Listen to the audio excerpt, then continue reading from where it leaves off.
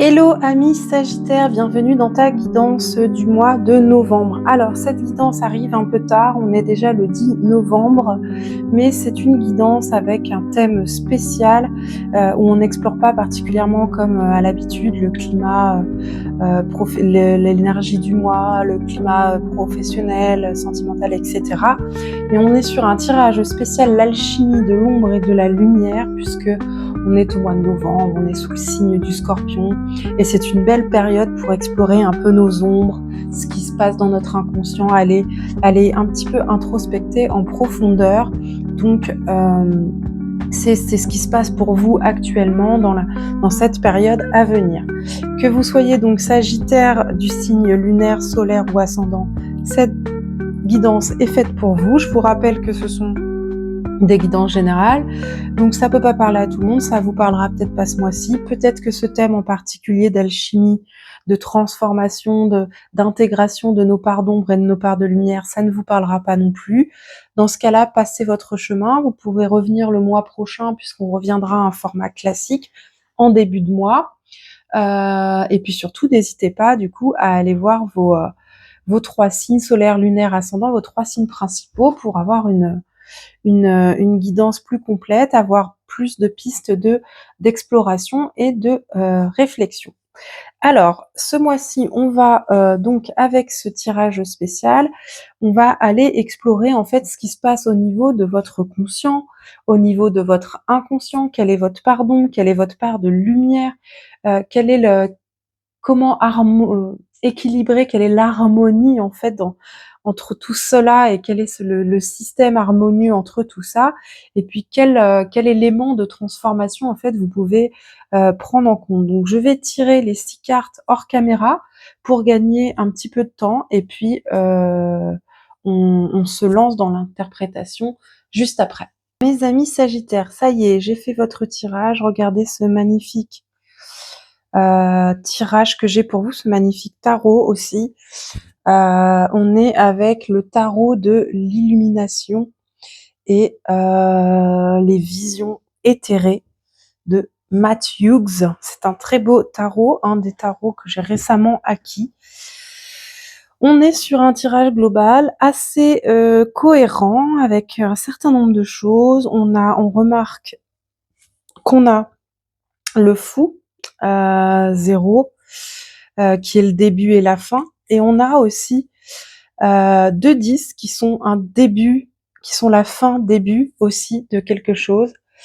Donc on est sur des énergies on est arrivé au bout de quelque chose. On voit qu'on a quand même ce mois-ci 2 arcanes majeurs.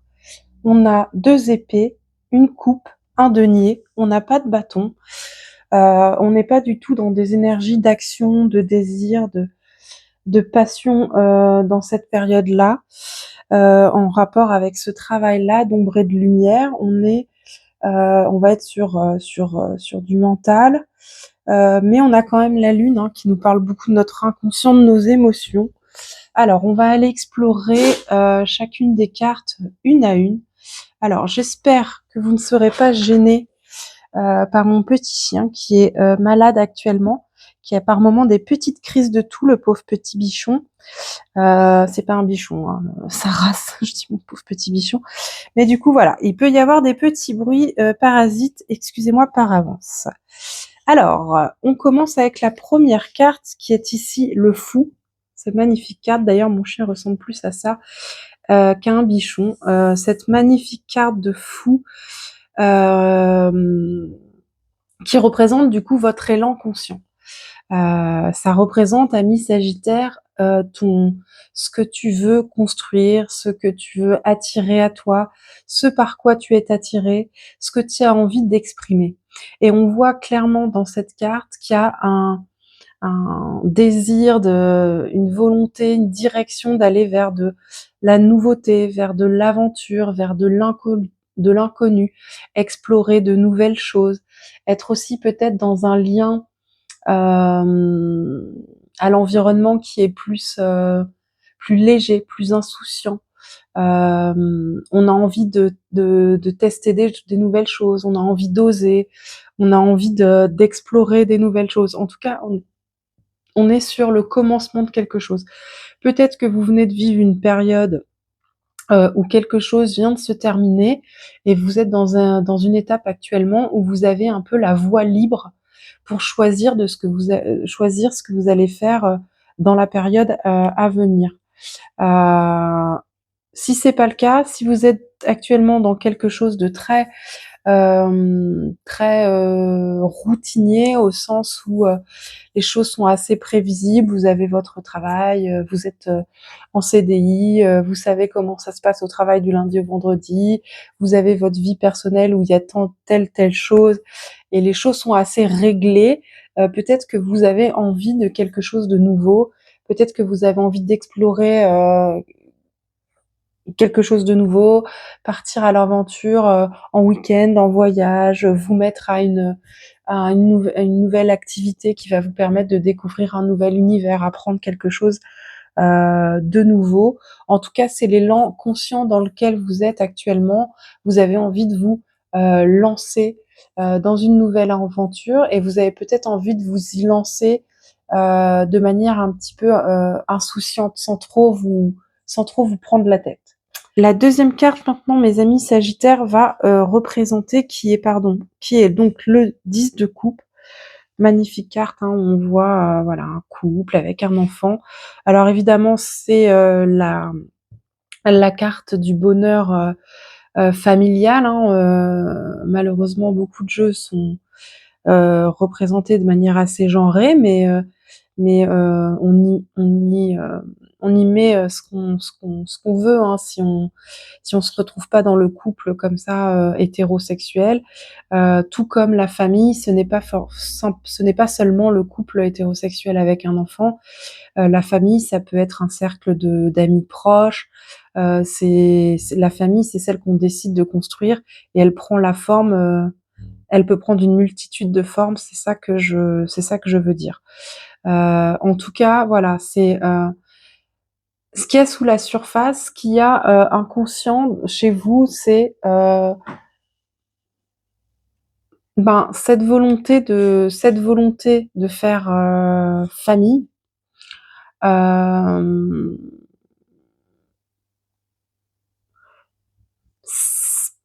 il y a deux interprétations. Je pense à deux interprétations possibles.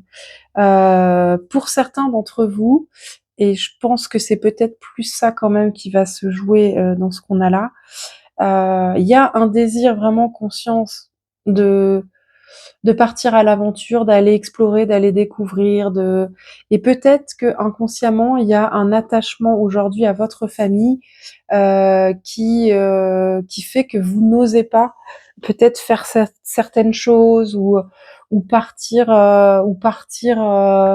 pour certains par exemple de déménager. Vous vivez dans un endroit où vous êtes proche de votre famille, vous avez l'habitude de voir votre famille souvent, vous rêveriez d'aller vivre à tel ou tel endroit, mais vous n'osez pas parce que vous êtes très attaché à votre famille et vous ne savez pas comment gérer le fait d'être éloigné, de mettre une distance avec votre famille. Vous ne savez pas comment vous le vivriez par rapport à votre famille, mais peut-être comment votre famille elle aussi l'interpréterait, le vivrait. Peut-être que vous êtes voilà tiraillé entre l'envie de faire des choses pour vous, de partir explorer le monde pour vous, mais vos obligations familiales aussi, où vous voulez faire acte de présence pour vos proches. Ça peut être quelque chose comme ça.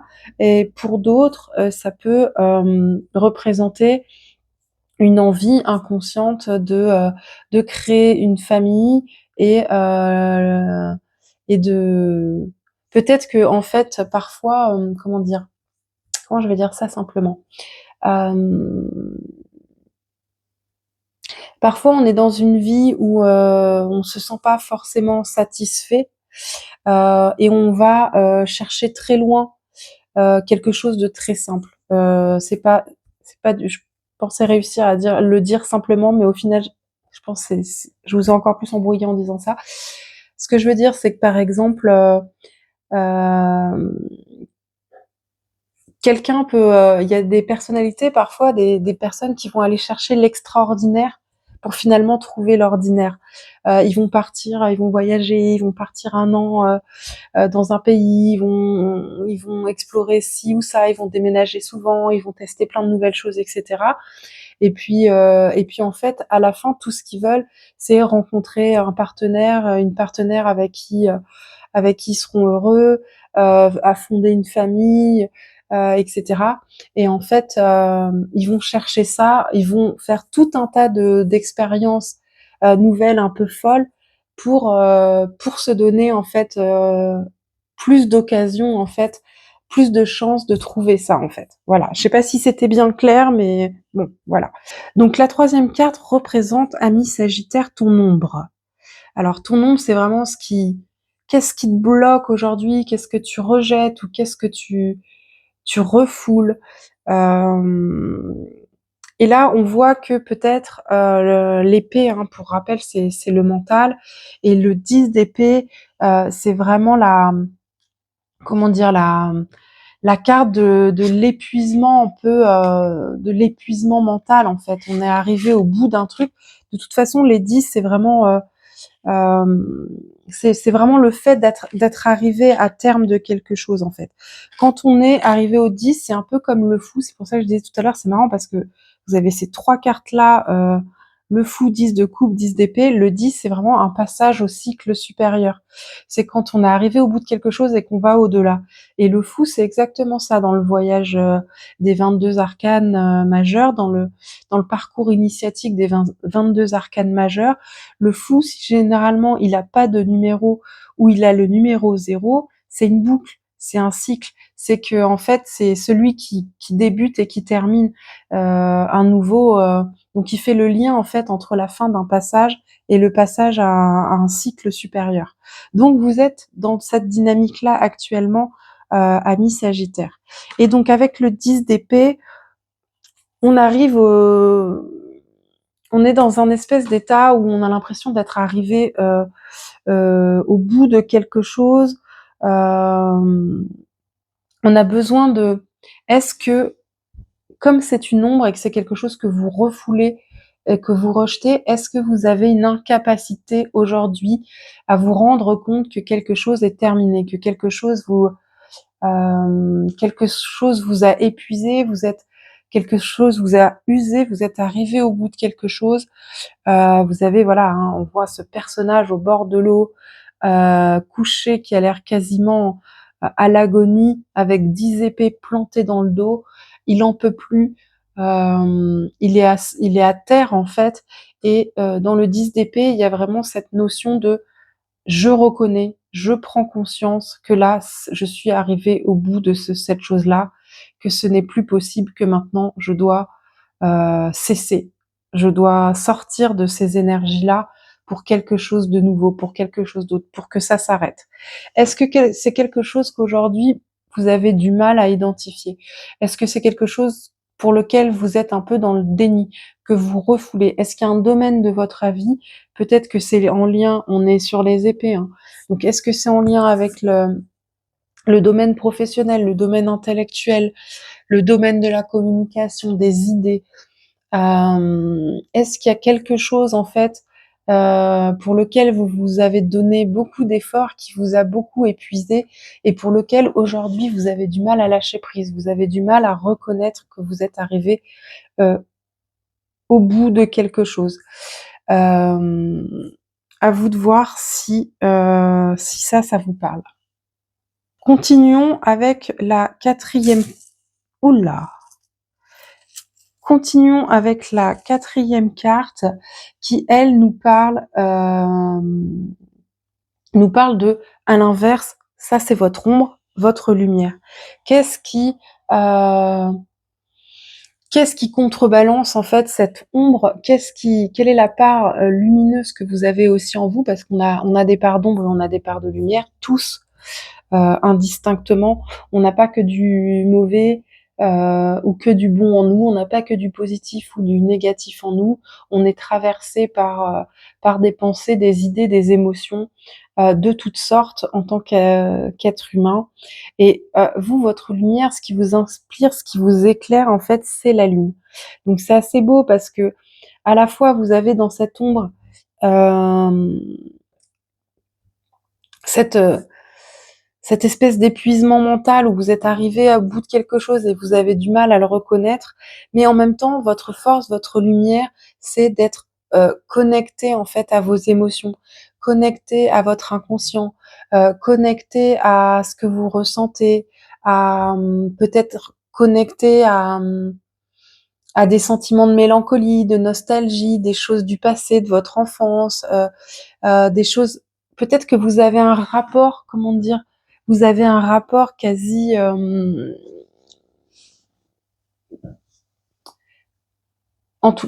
sais pas comment le dire, pas d'acceptation, mais si d'acceptation et pas d'amour, mais hum, vous êtes en mince, vous êtes en paix en fait avec les parts de vous qui peuvent être un peu, comment dire, mélancoliques, les émotions qui peuvent être un petit peu drama, un peu nostalgique, un peu. Vous n'avez pas de difficulté à passer aussi par des états d'âme, oui, des états d'âme qui ne soient pas toujours que joie, enthousiasme, etc. Ça me fait penser en fait d'avoir la lune en lumière, ça me fait penser un peu aux artistes, aux poètes, aux écrivains, aux personnes, aux musiciens, aux personnes qui se servent en fait de ce qu'elles ressentent, de leurs émotions, de leurs douleurs aussi, de ce qui peut être positif, ce qui peut être lumineux en eux, mais aussi ce qui peut être sombre en eux pour s'en nourrir et pour faire quelque chose en fait, et de cohabiter en quelque sorte de manière harmonieuse avec ça et que ça, voilà, la lune vous tient compagnie, c'est ce qui me vient comme ça en tête. Et c'est peut-être pour ça aussi que du coup vous avez cette part d'ombre qui est de ne pas reconnaître que par contre il y a certaines choses pour lesquelles vous êtes épuisé, vous êtes arrivé au bout de quelque chose parce que comme vous êtes peut-être très habitué en fait à faire avec vos émotions, aussi bien positives que négatives, à peut-être même les exploiter de manière créative, à en faire quelque chose, à vous en nourrir. Vous avez peut-être du mal à vous rendre compte qu'il y a quand même un endroit où ça vous fait tort, en fait, ça vous épuise mentalement, physiquement, émotionnellement, et que pour autant, c'est pas parce que vous avez cette capacité à accepter toutes vos émotions qu'il n'y a pas quand même certaines choses qu'il faut savoir, ce qu'il faut le savoir lâcher. Et en même temps, je pense que là, en regardant cette guidance, il y a, j'espère pour vous, quelque chose qui va s'opérer parce que vous êtes quand même dans un élan conscient du fou, hein, donc c'est de le fou, vous voyez, il voyage avec une toute petite besace, il voyage léger, et il y a ça aussi comme idée dans le fou qui est de voyager léger pour se en fait, dans notre vie, on va vivre différentes périodes généralement, et puis à chaque période, on aura vécu un certain nombre de choses, un certain nombre d'expériences, des positives, des négatives, et pour être capable de se relancer la machine et de se relancer dans une nouvelle période de notre vie avec amour, avec enthousiasme, avec positivité, en étant positif, pardon, eh bien, il faut être capable aussi d'intégrer certaines choses qu'on a vécues et de s'alléger et de voyager léger. Parce que si on se trimballe tous nos dossiers, tous les trucs qui se sont mal passés, tous nos échecs, toutes les choses qui nous ont blessés, tout machin, etc., le voyage, il devient quand même assez lourd en fait. Ça devient difficile d'avancer avec légèreté et de se jeter dans l'inconnu. Allez, on continue avec la 5e carte qui est cette fois-ci, comment trouver l'équilibre en fait dans tout ça, hein, comment unir ces polarités ombre-lumière, comment trouver de l'harmonie, retrouver de l'harmonie. Et là, vous avez le valet d'épée. Donc on voit qu'avec le valet d'épée, votre manière, votre besoin à vous pour retrouver l'harmonie, c'est visiblement de vous lancer à la découverte de quelque chose, commencer quelque chose, apprendre quelque chose. Et on voit bien qu'en plus vous avez le fou, hein. Donc le valet d'épée, il est là pour vous dire soit vous avez besoin de vous lancer dans un nouvel apprentissage, apprendre quelque chose de nouveau, inventer quelque chose, créer quelque chose. Hein. Là, je vous disais que cette carte, elle me faisait beaucoup penser à une carte d'artiste. Mais le valet d'épée aussi nous parle d'apprendre une information. Donc ça peut être en lien aussi avec ce 10 d'épée et cette prise de conscience de qu'il y a quelque chose qui est arrivé au bout et qu'il faut le lâcher. Ça peut aussi être en lien avec un projet. Peut-être que vous avez travaillé sur un projet à long terme et que ce projet vous avez donné beaucoup dedans et que aujourd'hui peut-être ne faire perdurer ce projet ou ne pas terminer ce projet, c'est en train de vous porter préjudice et il faut que vous arriviez à clôturer pour passer à autre chose. Mais vous avez du mal encore à le conscientiser, vous avez du mal à le regarder en face parce que peut-être que pour vous c'est quelque chose d'important auquel vous êtes très attaché, qui est rattaché à un certain nombre de choses et que vous avez aujourd'hui, comment dire, qui quelque part qui fait partie un peu de votre identité aujourd'hui et vous avez du mal à faire sans. Vous perdriez quelque chose et vous perdriez une part de vous-même, quoi. Ça peut être quelque chose comme ça. Et la dernière carte, enfin, pardon, la carte numéro 6, vous avez le 6 de denier. Euh, qui est vraiment le résultat ou la transformation attendue hein, en intégrant cette ombre et cette lumière. Et là, vous avez la carte de l'équilibre hein, en termes de valeur, en termes d'ancrage, qui est la carte du donner-recevoir. Et Et en fait, oui, ça me fait penser à ce que je vous disais tout à l'heure par rapport à cette 10 d'épée qu'on a là. Peut-être que vous avez donné beaucoup à quelque chose, beaucoup à un projet, beaucoup à une relation, ou à un projet, et en fait, ça vous a totalement épuisé. Et en fait, ce que vous devez réussir à faire maintenant, c'est peut-être tout ce que vous avez donné dans cette relation ou dans ce projet, en récolter aussi du bénéfice, du positif. C'est vous avez donné beaucoup dans quelque chose, mais qu'est-ce que ça vous a apporté? Qu'est-ce que vous avez reçu en retour en fait? Et ça peut parler de différentes choses. Ça peut parler aussi de on prend conscience qu'on arrive au bout de quelque chose ou qu'on est épuisé quelque chose, cette carte-là, elle nous dit, mais oui, mais tu peux aussi aller chercher de l'aide où tu en as besoin. Euh, Peut-être demain, quelqu'un va avoir besoin de toi et tu lui tendras la main. Mais peut-être qu'aujourd'hui, c'est toi qui as besoin de quelque chose et que quelqu'un est là prêt à te tendre la main.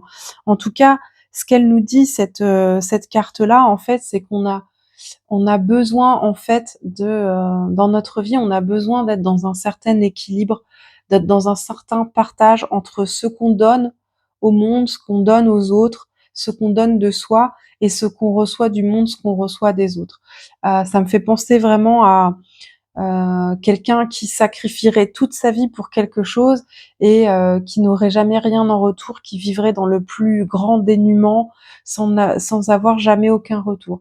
Ça va être, ça va me faire penser par exemple à quelqu'un, je vais reprendre la métaphore là de l'artiste, quelqu'un qui travaillerait depuis des années à faire de la peinture par exemple, à être peintre, sans jamais réussir à vendre une de ses toiles, sans jamais réussir à avoir la notoriété espérée ou même ne serait-ce qu'une communauté de personnes qui apprécient son travail, des grandes difficultés à trouver des lieux pour exposer, etc.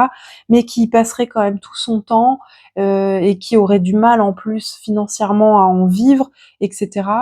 Bon, je dis pas que c'est la solution, hein, parce qu'on l'a vu dans l'histoire, il y a beaucoup de grands peintres qui sont aujourd'hui exposés dans nos musées, qui sont des artistes qui ont vécu toute leur vie comme ça. Mais on peut arriver à un moment où on se dit, mais est-ce que je continue à faire ça? Est-ce que je continue à faire ça? Parce que je donne tout pour ça. Je donne tout pour ça. Je sacrifie beaucoup parce que bah du coup je gagne pas ma vie, je pars pas en vacances, et puis ça fait mal. Ça fait mal émotionnellement, ça fait mal au niveau de l'ego, de donner énormément dans quelque chose et de pas trouver son public en face. Donc ça peut être lié à quelque chose comme ça, de se dire c'est viable en fait de donner si à un moment donné je reçois aussi, si ça m'apporte quelque chose en retour. Je reprends l'exemple que je viens de donner à l'instant.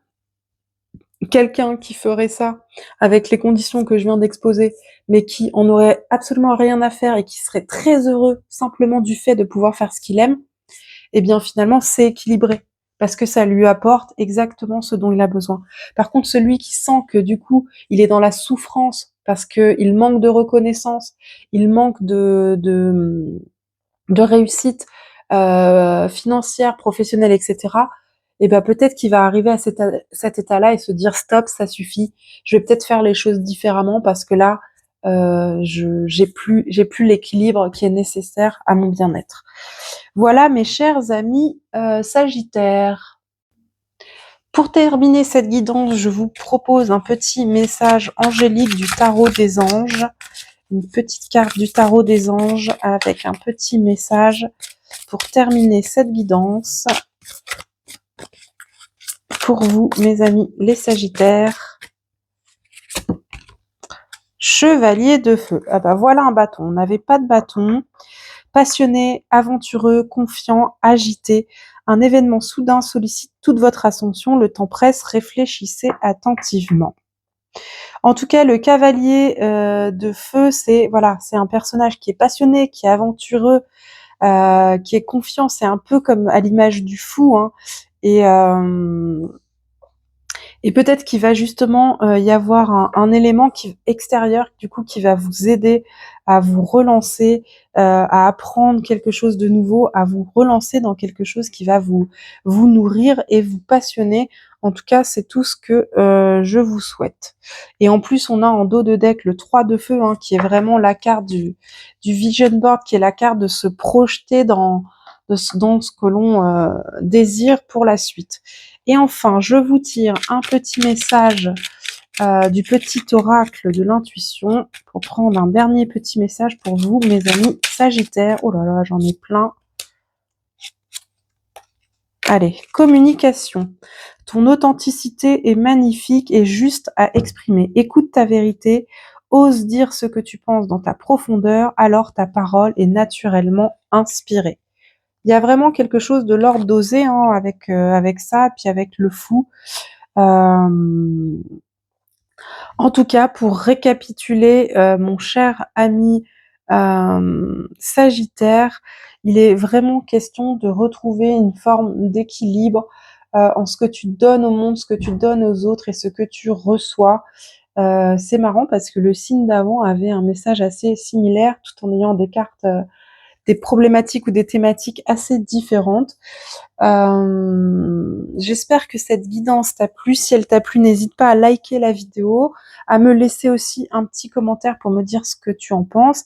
Si ce n'est pas déjà le cas, abonne-toi pour soutenir la chaîne. Je te souhaite un très beau mois de novembre. Je te remercie d'être resté jusqu'ici et je te dis à bientôt. Ciao!